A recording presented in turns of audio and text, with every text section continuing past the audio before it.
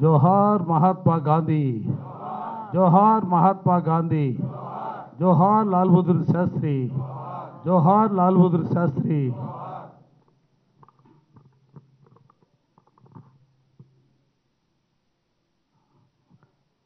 గాంధీ గారికి లాల్ బహదూర్ శాస్త్రి గారికి నివాళులు అర్పించవలసిందిగా మాజీ మంత్రివర్యులు వెల్లంపల్లి శ్రీనివాస్ గారిని, మాజీ శాసనసభ్యులు విష్ణు గారిని, అదేవిధంగా పార్టీకి సంబంధించినటువంటి పెద్దలందరినీ కూడా రిక్వెస్ట్ చేస్తాం.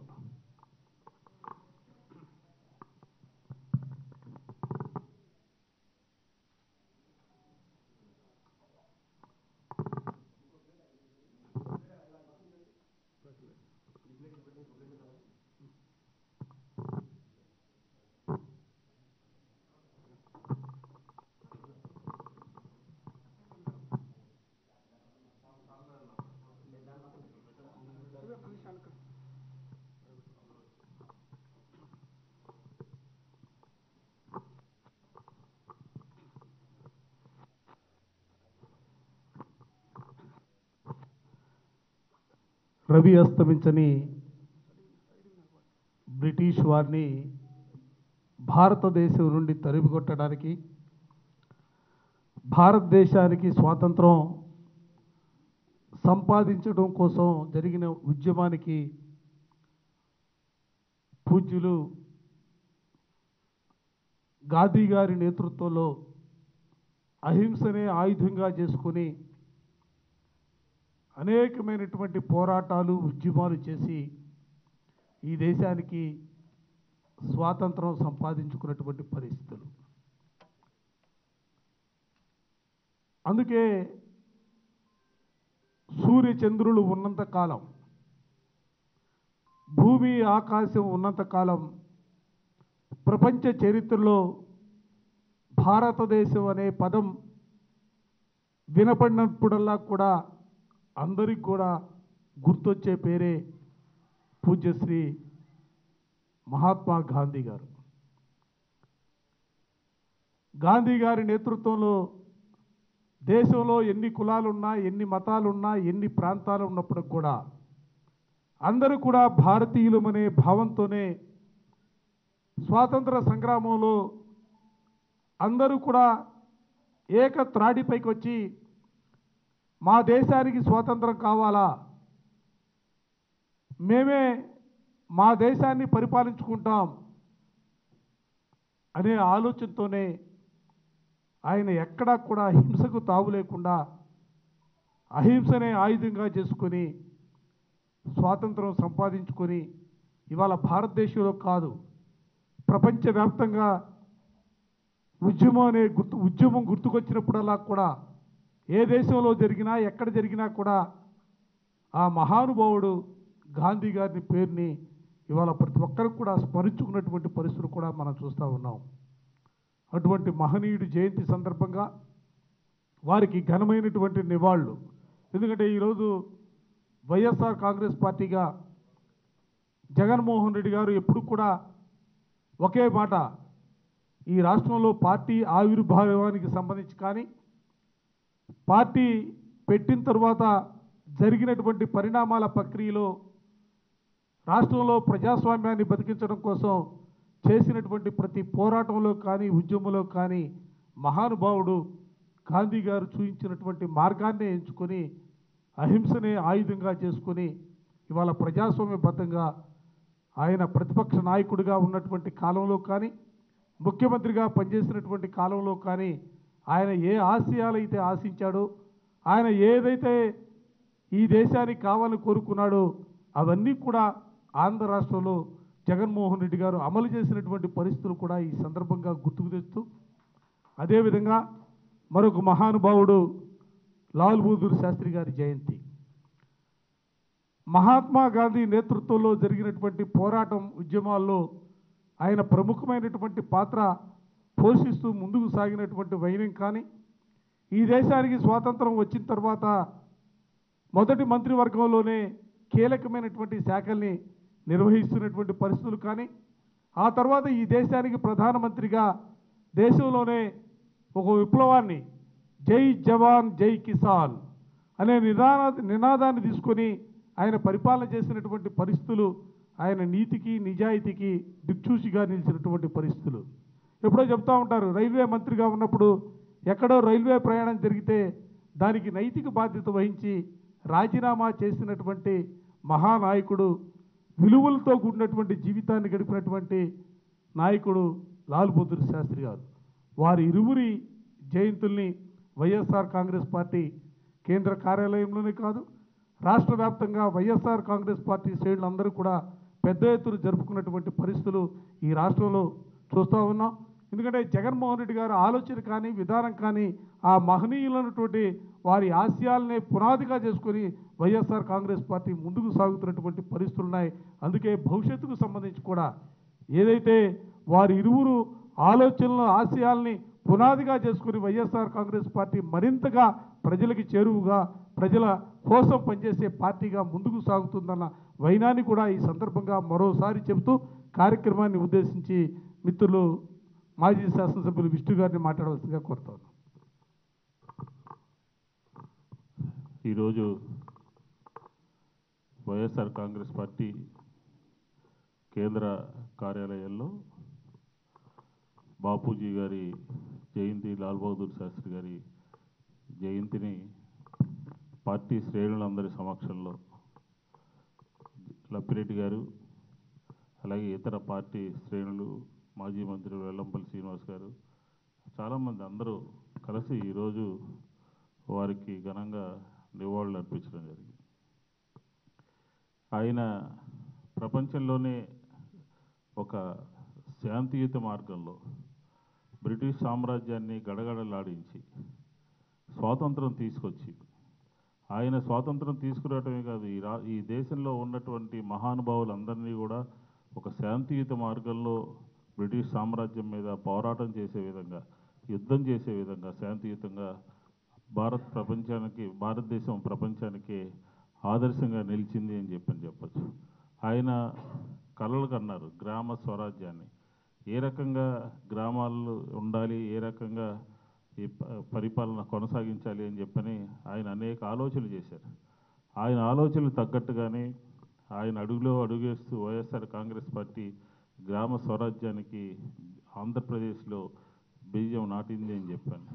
కానీ ఆయన సంబంధించినటువంటి ఆలోచనల్ని ఈరోజు ఉన్నటువంటి ప్రభుత్వం, చంద్రబాబు నాయుడు ప్రభుత్వం, గ్రామ స్వరాజ్యాన్ని పూర్తిగా తుడిచిపెట్టేసిందని చెప్పచ్చు. శాంతియుత మార్గంలో మనం ఈ ప్రభుత్వం మీద పోరాటం చేయాల్సినటువంటి ఆవశ్యకత ఎంతైనా ఉన్నది అని చెప్పి గాంధీ గారిని ఆదర్శంగా తీసుకుని పనిచేయాల్సినటువంటి బాధ్యత వైఎస్ఆర్ కాంగ్రెస్ పార్టీ శ్రేణుల మీద ఉన్నది అని చెప్పని కూడా చెప్తాం. అలాగే ఇంకొక మహానుభావులు లాల్ బహదూర్ శాస్త్రి గారు, నైతిక విలువలు అంటే ఏ విధంగా ఉంటాయి, పదవులను కూడా తృణప్రాయంగా చిన్నప్పటి నుంచి కూడా ఆయన స్వాతంత్రం ఉన్నారు. గాంధీ గారి స్ఫూర్తిగా, నెహ్రూ గారి స్ఫూర్తిగా స్వాతంత్ర సంగ్రామం కూడా ఆడటం జరిగింది.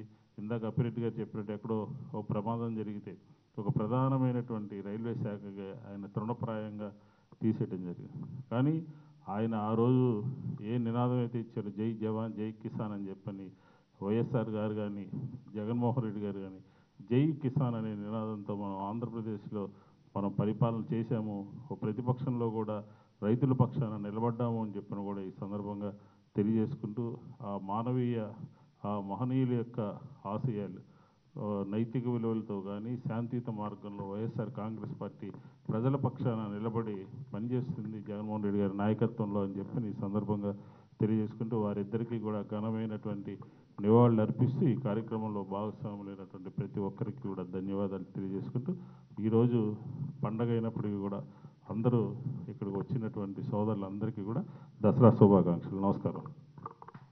మాజీ మంత్రివర్యులు శ్రీ వెల్లపల్లి శ్రీనివాస్ గారిని మాట్లాడాల్సి. అందరికీ నమస్కారం. ఈనాటి ఈ కార్యక్రమానికి సభాధ్యక్షులు పెద్దలు, కేంద్ర పార్టీ కార్యాలయం ఇన్ఛార్జ్ గారైన అప్పిరెడ్డి గారు, అదేవిధంగా మాజీ శాసనసభ్యులు మల్లాది విష్ణు గారు, పార్టీ పెద్దలు, ముఖ్యులు అందరూ కూడా ఈ కార్యక్రమానికి వచ్చిన అందరూ ప్రతి ఒక్కరికి నా ఉదయపూర్వక నమస్కారాలు. ఈరోజు ఇద్దరు మహానుభావుల జయంతి. ఈరోజు జాతిపిత మహాత్మా గాంధీ గారు కావచ్చు, రత్న లాల్ బహదూర్ శాస్త్రి గారి యొక్క జయంతి కార్యక్రమాలు రెడ్డిగా చెప్పారు. అదేవిధంగా మన చెప్పారు, ఏదైతే గ్రామ స్వరాజ్యం అని చెప్పని గ్రామ సచివాలయాల ద్వారా పరిపాలన వికేంద్రీకరణ చేసి పరిపాలనని ప్రజల వద్దకే చేరువ చేసిన వ్యక్తి వైఎస్ జగన్మోహన్ రెడ్డి గారు. వాటన్నిటిని కూడా ఇప్పుడు నీరు కార్చే విధంగా ఈ కూటమి ప్రభుత్వం చేస్తున్న కార్యక్రమాలు చాలా బాధాకరం కూడా. ఎందుకంటే మహాత్మా గాంధీ గారు శాంతియుతంగా ఉద్యమాల ద్వారా మన భారతదేశానికి స్వతంత్రం తీసుకొచ్చిన వ్యక్తి. ఉప్పు సత్యాగ్రహం కావచ్చు, అనేక కార్యక్రమాలు చేసి శాంతియుతంగా మన భారతదేశానికి స్వతంత్రం తీసుకొచ్చిన మహనీయులు మహాత్మా గాంధీ గారు. లాల్ బహదూర్ శాస్త్రి గారు విలువ చేసి రాజకీయ నాయకుడు అంటే ప్రజాప్రతినిధి అంటే ఎలా ఉండాలని చెప్పని కూడా మార్గం చూపెట్టిన వ్యక్తి. అటువంటి పెద్దలు మార్గదర్శకులుగానే మన మాజీ ముఖ్యమంత్రి జగన్మోహన్ రెడ్డి గారు గత 5 సంవత్సరాలు పరిపాలన చేసి ప్రతి ఒక్కళ్ళకు కూడా ప్రభుత్వాన్ని చేరువ చేయడం, పారదర్శక పరిపాలన చేయడం, ఇవన్నీ కూడా జగన్మోహన్ రెడ్డి గారి నాయకత్వంలోనే సాధ్యమైందని చెప్పని కూడా తెలియపరచుకుంటూ ఈ కార్యక్రమంకి ఇచ్చేసిన పెద్దలకి కావచ్చు, ప్రతి ఒక్కళ్ళు కూడా గాంధీ గారిని, లాల్ బహదూర్ శాస్త్రి గారిని లాంటి మహనీయుల్ని అనుక్షణం తలుచుకుంటూ వారి యొక్క ఆశయాలను ముందుకు తీసుకెళ్లే విధంగా ప్రతి ఒక్కళ్ళు కూడా కృషి చేయాలని తెలియపరచుకుంటూ అందరికీ కూడా తెలుగు ప్రజలందరికీ కూడా దసరా శుభాకాంక్షలు తెలియపరచుకుంటూ సెలవు తీసుకుంటా. ఈరోజు ఇద్దరు మహనీయుల జీవితాల్ని, వారు జీవించినటువంటి వైనాన్ని, వారు సమాజం కోసం పాటుపడినటువంటి పరిస్థితుల్ని, ఈ దేశం కోసం వాళ్ళు త్యాగం చేసినటువంటి వాళ్ళ జీవితాల గురించి మాట్లాడుకునే సందర్భంలో కొంతమంది పెద్దలు చెప్తూ ఉన్నారు, దేశానికి స్వాతంత్రం సంపాదించడం కోసం ఆ రోజు జరిగినటువంటి ఉద్యమాల తీరుతెన్నుల్లో అప్పటి బ్రిటిష్ వారు కూడా ఆంధ్ర రాష్ట్రంలో ఈరోజు జరుగుతున్నటువంటి నిర్బంధాలు, బెదిరింపులు, ఇటువంటి పరిస్థితులు ఆ రోజు కూడా లేవనేది కొంతమంది పెద్దలు చెప్తున్నటువంటి మాట. అంటే తప్పును ప్రశ్నిస్తే, అన్యాయం పైన నోరు తెరిస్తే వారందరిపైన కూడా అక్రమ అరెస్టులు చేసే వైనం కానీ, జైల్లో పెడుతున్నటువంటి పరిస్థితులు కానీ, అంటే ప్రశ్నించే గొంతుకే ఉండకూడదనే భావంతో ఈరోజు ఈ రాష్ట్రంలో తెలుగుదేశం ప్రభుత్వం చేస్తున్నటువంటి అరాచకాలని నిజంగా ఆ మహనీయుల గురించి చెప్తూ ఉంటే అనిపించింది. బ్రిటిష్ వారికంటే కూడా దారుణమైనటువంటి పరిస్థితుల్లో ఈరోజు రాష్ట్రాన్ని పరిపాలన చేస్తున్నటువంటి పరిస్థితి వాళ్ళు చూస్తూ ఉన్నాం. ప్రజాస్వామ్యంలో దేశానికి స్వాతంత్రం వచ్చిన తర్వాత మనం రాజ్యాంగాన్ని డాక్టర్ బిఆర్ అంబేద్కర్ గారి నేతృత్వంలో రచించుకున్నటువంటి పరిస్థితులు ఉన్నాయి. అంటే అంతకంటే కూడా ఒక భిన్నమైనటువంటి పరిస్థితుల్లో ఈ రాష్ట్రంలో, ఈ దేశంలో ప్రజాస్వామ్యం పరిణామాలని ఆ మహానుభావుడు రాజ్యాంగాన్ని రచించి మనకిస్తే, స్వాతంత్రాన్ని ఈ మహానుభావులు తెస్తే, ఇవాళ స్వాతంత్రానికి కూడా భిన్నమైనటువంటి నిర్వచనాన్ని చెబుతూ రాష్ట్రంలో చంద్రబాబు నాయుడు నేతృత్వంలోని ప్రభుత్వం పరిపాలన చేస్తున్నటువంటి పరిస్థితులు కూడా చెప్తా ఉన్నాం. ఇటువంటి పరిస్థితుల్లో రాష్ట్రంలో అన్యాయానికి గురవుతున్నటువంటి ప్రజానీకం పక్షాన వారి గొంతుకై వైఎస్ఆర్ కాంగ్రెస్ పార్టీ తప్పనిసరిగా జగన్మోహన్ రెడ్డి గారి నేతృత్వంలో పోరాట మార్గాన్ని ఎంచుకుంది. వాళ్ళకు న్యాయం జరిగేంత వరకు కూడా గాంధీ గారు ఏ విధమైనటువంటి ఉద్యమాలకు రూపకల్పన చేసి శాంతియుతంగా, ప్రజాస్వామ్యబద్ధంగా ఆ రోజున దేశానికి స్వాతంత్రం సంపాదించారు, అదే రీతిలో ఈ రాష్ట్రం నుంచి కూడా ఫిట్ తెలుగుదేశం పార్టీ అనేది తప్పనిసరిగా వైఎస్ఆర్ కాంగ్రెస్ పార్టీ ఒక కార్యక్రమంగా తీసుకుంటుందన్న అంశాన్ని కూడా ఈ సందర్భంగా చెప్తా ఉన్నా. అనేకమైనటువంటి అంశాలు ఉన్నాయి. ప్రైవేటు వాళ్ళ మెడికల్ కాలేజీలు ప్రైవేటు పరం చేసే అంశాలు గాంధీ గారు కోరుకోవాలా, లాల్ బహదూర్ శాస్త్రి గారు కోరుకోవాలా, డాక్టర్ బిఆర్ అంబేద్కర్ గారు కోరుకోవాలా, లేకపోతే పెద్ద పెద్ద ఏ నాయకులు కూడా కోరుకున్నటువంటి పరిస్థితి లేదు. ఇవాళ కేవలం తన వారికి దోచిపెట్టే వైనంగా, తన వారికి పంచిపెట్టే విధంగా ఈరోజు వ్యవస్థలన్నీ కూడా నిర్వీర్యం చేసి ఇవాళ పరిపాలన చేస్తున్నటువంటి తీరును కూడా ఎండగడుతూ మహానుభావుడు లాల్ బహదూర్ శాస్త్రి గారు నైతిక విలువలు కలిగినటువంటి, నిజాయితీతో కూడినటువంటి పరిపాలన ఆ రోజు దేశానికి అందిస్తే ఈ రోజు రాష్ట్రంలో భిన్నమైనటువంటి పరిస్థితుల్లో పరిపాలన కొనసాగుతూ ఉంది. అందుకే ఆ మహనీయుల జయంతి సాక్షిగా వైఎస్ఆర్ కాంగ్రెస్ పార్టీ తప్పనిసరిగా పేదల పక్షాన ఉంటుందని, వారి గొంతుకై ముందుకు సాగుతామన్న విషయాన్ని కూడా ఈ సందర్భంగా చెబుతూ మరోసారి వారికి ఘనమైనటువంటి నివాళులర్పిస్తూ కార్యక్రమాన్ని ఇంతటితో ముగిస్తా ఉన్నాను. థ్యాంక్ యూ అన్నాడు.